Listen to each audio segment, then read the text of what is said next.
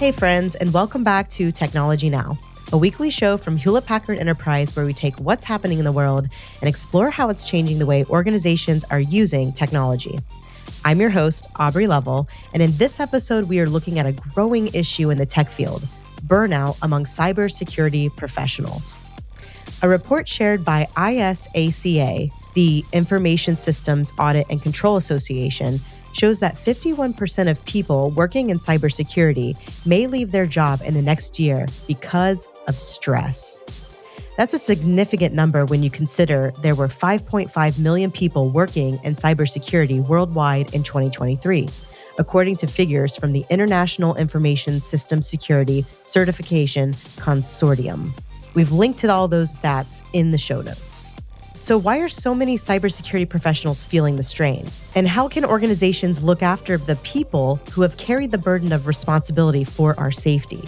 Well, if you're the kind of person who needs to know why what's going on in the world matters to your organization, this podcast is for you.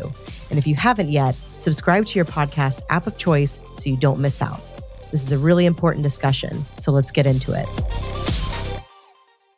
Figures from research body Statista show the global spending on cybersecurity services has come close to doubling in the last 8 years, going from $53.46 billion to $92.91 billion. But the amount spent on cybersecurity doesn't come close to the amount of money lost to cybercrime, which is set to reach $9.22 trillion by the end of 2024, according to those same statistics. To give you an idea of just how huge that is, if cybercrime were a country, it would have the third largest economy in the world behind the US and China. So the role of a cybersecurity expert is more important than ever. And with that context comes pressure. And the threat of burnout for people in cybersecurity isn't helped by its rapid growth as a field. The ISC2 report we mentioned earlier revealed a gap of almost 3.5 million more jobs than workers in 2022. An independent study into the mental health of cybersecurity professionals by an employment agency found that almost 2/3 say their stress levels had increased over the last year. All that to say, burnout is a very real issue in cybersecurity. But it's not just the stress of protecting organizations that is having an effect on people's mental health in the sector. Like any of us, recognition plays a big role in how valued we feel when it comes to doing our jobs. It's an area that led today's guest, cybersecurity expert Peter Coroneos, to set up cyberminds.org, a non-for-profit to help address and prevent burnout in the cybersecurity industry. So, Peter, how much of a problem is burnout amongst cybersecurity professionals? I think it's a lot bigger than people realize. In particular, we've been seeing conference presentations where more attention is being brought to this issue of burnout in cybersecurity. But I would say that outside of the cyber profession, the problem is still under-recognized, and more importantly, the consequences of not addressing the problem are fully underappreciated. So is the scale of potential damage affecting cybersecurity professionals? Like the thought that if they make a mistake, it could potentially cost a firm billions? Absolutely. I think all cybersecurity professionals that we talk to, and we talk to a lot, are acutely aware of the burden that they carry in respect of the mission that they're trying to fulfill. Invariably, it's beyond the pay. It's more about this overarching sense of a protective instinct to help secure the organization, to secure the customer data, to secure ultimately society at large. I think everyone in cyber at one level or another is acutely aware of the value that they bring, although that is very often not recognized. And I think that in itself is a contributor. And just how badly are people affected in terms of the numbers? Is this rife, or is it people at certain levels who feel it the most? It's widely recognized that there is a major skill shortage within cybersecurity across jurisdictions and internationally. What we're seeing is up to 85% of participants saying that they anticipate that at some stage they're going to leave unless they can get their burnout addressed. And 24% say that they would leave cybersecurity entirely So this is within the context of a net deficit in skills. Those numbers came from a study by the Wakefield Group in 2023. And 77% of those that were surveyed said that stress is impacting their ability to keep customer data safe. And that 83% said that burnout has contributed to errors that have ultimately led to a breach, so a burnout within their own teams or within themselves. These are quite worrying statistics. 45% of that same survey group said that the leadership was not proactive in addressing burnout, so they're not feeling a great deal of support. We've been doing our own research since 2022 in this field, specifically around the question of burnout. And what we're doing is we're mapping the 3 dimensions of burnout, being emotional exhaustion, the sense of cynicism or disconnectedness with the job, and the 3rd dimension is professional efficacy metric, that sense of how well do I believe I'm doing in my own work. We found that in the measure of how well do I believe I'm doing in my job, which, by the way, of those metrics is the one that predicts resignation intent, cybersecurity workers are doing worse than frontline healthcare workers. So there is, going back to the recognition within the profession that this is a problem. But I think the real message to be gleaned from these numbers, from this research, is that society really needs to sit up and pay attention and to realise that these people that have dedicated their careers, their lives to defending society really need help. Where is the stress and burnout coming from? Is it from that responsibility? Is it from a lack of understanding from others around what exactly it entails? The pressure from management and boards? What are the different factors you see contributing to burnout? The obvious one is that, as we mentioned, the burden that they sense, that they carry in having this job of protecting infrastructure, protecting data, protecting the organisation from cyber attacks at a time when the attackers themselves have diversified, they've deepened their skills, they're collaborating with each other. And so you've got this real asymmetry between the capacity of individuals to defend against an attacker network that is universal. It's everywhere, it's nowhere. You can't, very hard to identify who's attacking you. And so there was this sense of, if I fail once, then that could be an existential risk to the organisation. But when I succeed, day in, day out, nobody notices. We're not getting the recognition because we can't really demonstrate what success is other than we didn't get hacked today. In addition to that, we obviously had the pandemic where workforces were having to be remotely relocated outside of the traditional corporate security perimeter. We saw massive increases in phishing attacks. The ransomware phenomenon has continued to increase. Also, we're seeing increased regulation on organisations by governments. But unfortunately, we think there's a sort of unintended consequence there where, with every increase in regulation, the pressure increases on the cyber teams that you better not fail.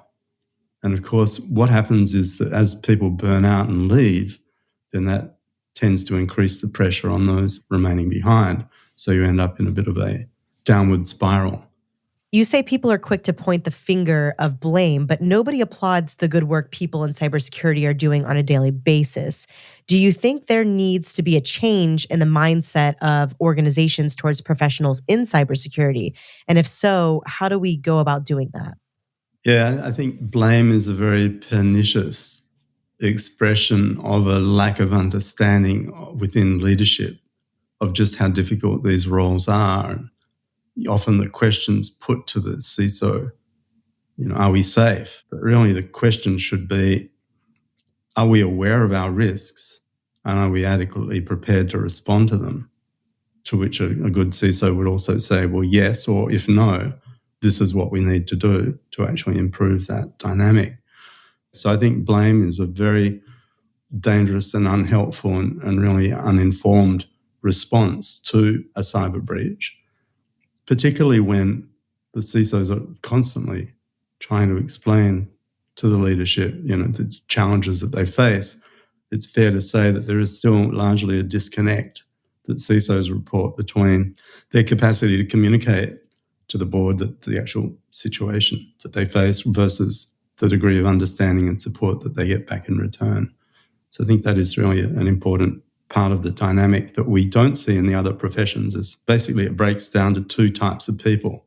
The ones that leave work at the end of the day and are unable to switch off.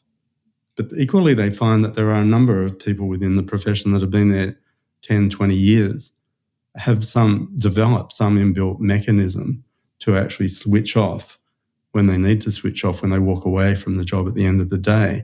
And I think that's the area that we need to do more work in within cybersecurity so that we can start to not only educate the practitioners, but also to equip them with what we term the neurological resilience, the internal resilience that gives them the ability to work within these challenging circumstances, but to not take it personally, not to take it on as a burden that they can't release themselves from at the end of the day.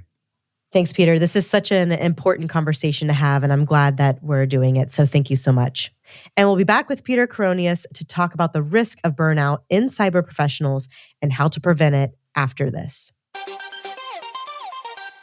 Okay, so now it's time for Today I Learned, the part of the show where you and I get to find out something exciting and new we can use as an icebreaker next time we're at a conference.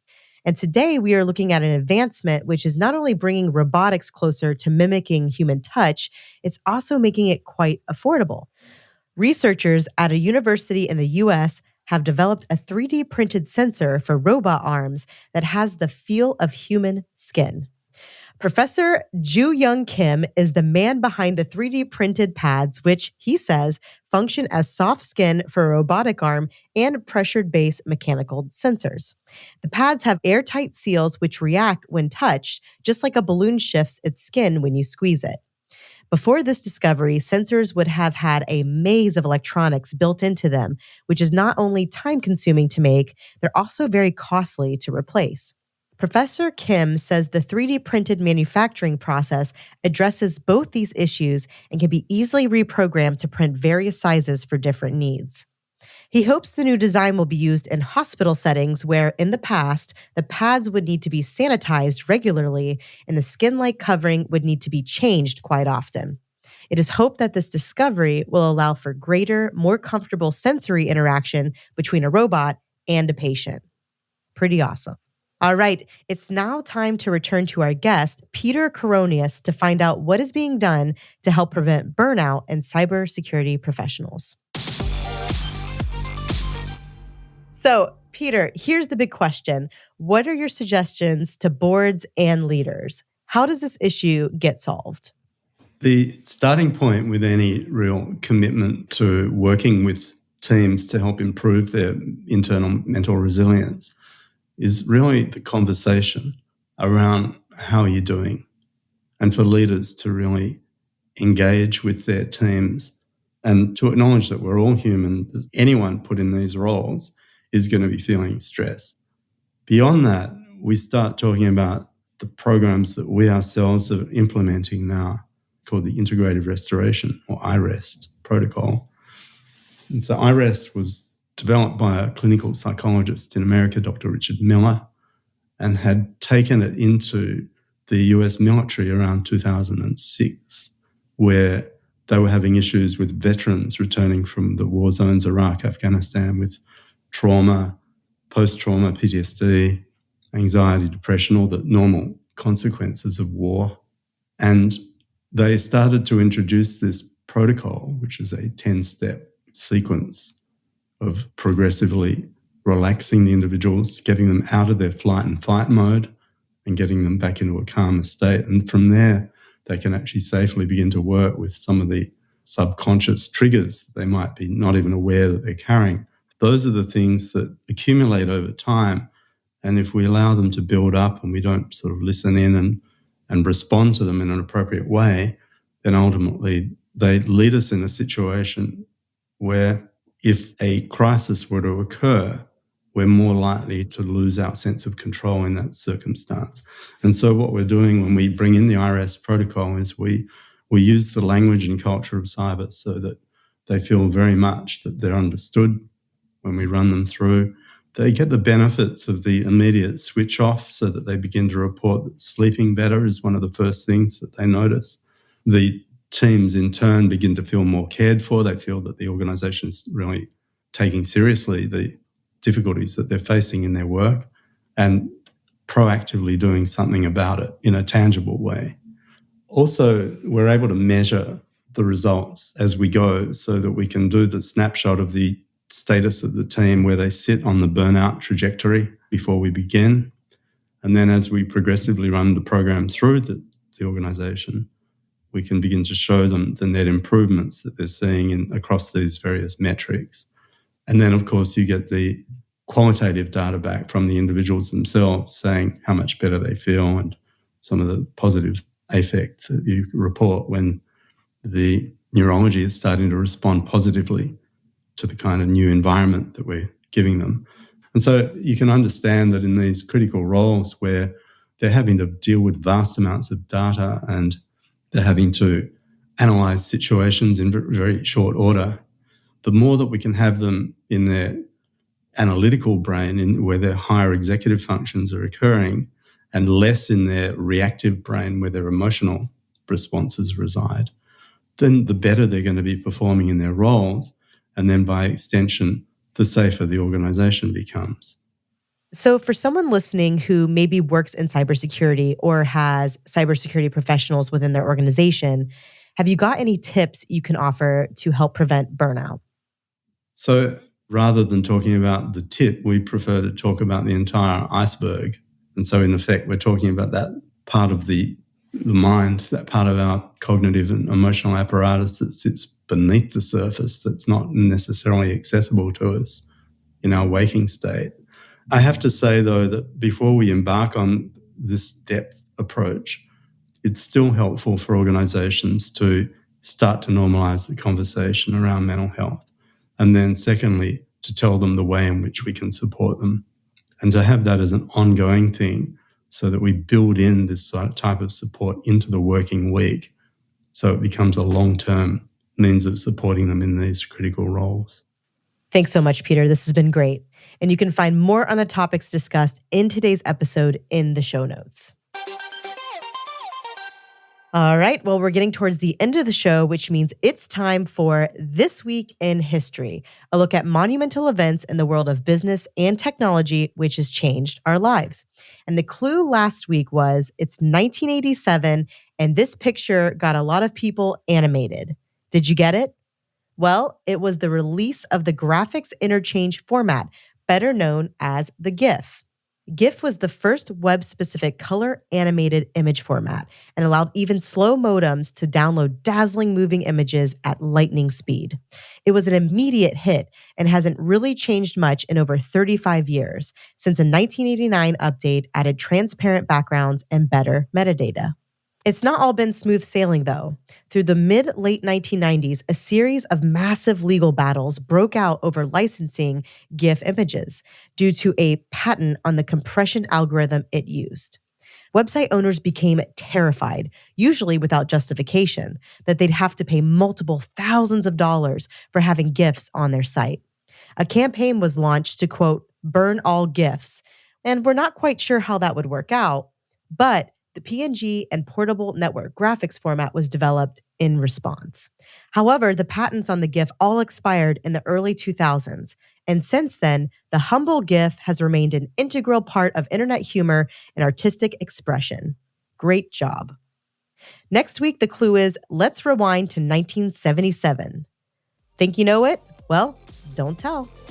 And that brings us to the end of Technology Now for this week. Thank you to our guest, Peter Coroneos, founder at cyberminds.org. We've put some links to them and their work in the show notes, and thank you all for being here.